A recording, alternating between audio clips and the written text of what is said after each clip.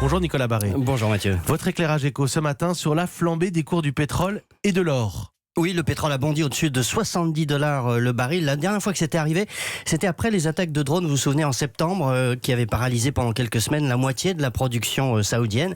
Attaque téléguidée selon toute vraisemblance par l'Iran. Alors, depuis l'élimination du général Soleimani, le département d'État américain a prévenu qu'il risquait d'y avoir d'autres attaques contre des installations pétrolières en Arabie Saoudite. Et puis, l'autre grande crainte, évidemment, c'est le blocage par l'Iran du détroit d'Ormuz, par lequel transite 20% de la production mondiale de pétrole.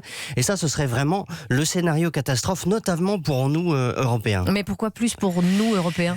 Parce que les États-Unis, eux, sont autosuffisants en pétrole. Ils sont devenus, grâce au pétrole de schiste, le premier producteur mondial et donc ils sont plus dépendants du pétrole du Moyen-Orient. Pour nous, c'est évidemment totalement différent. On est dans un état de dépendance stratégique et une fois de plus, on risque d'être les victimes collatérales de tensions entre l'Iran et les États-Unis, de la même manière d'ailleurs que les Américains, avec leurs sanctions, nous empêchent de faire du commerce avec l'Iran.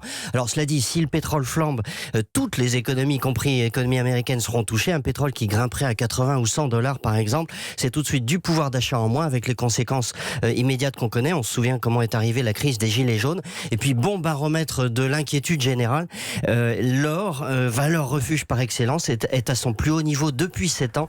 Et ça n'est jamais bon signe.